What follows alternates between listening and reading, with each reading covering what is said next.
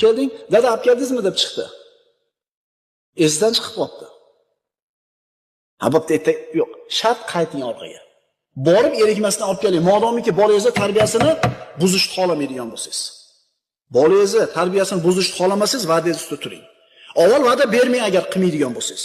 Chunki va'da berib turib bajarmasangiz, bolaga amaliy suratda yolg'onni o'zingiz o'rgatdingiz. Amaliy suratda berilgan dars hech qachon esdan chiqmaydi. Amaliy suratda berilgan dars hech qachon esdan chiqmaydi. Bolangiz indamay qo'yaveradi, bajarmasangiz. Dada siz yolg'onchi ekansiz demaydi, indamay qo'yib bolangiz u. Hech qachon unaqa demaydi, lekin bilib qo'yadi.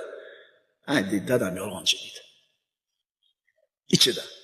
Va mana shu eng katta musibat. Keyin siz rostgo'ylik haqida 1000 marta va'z o'qing bolangizga, nasihat qiling, olmaydi.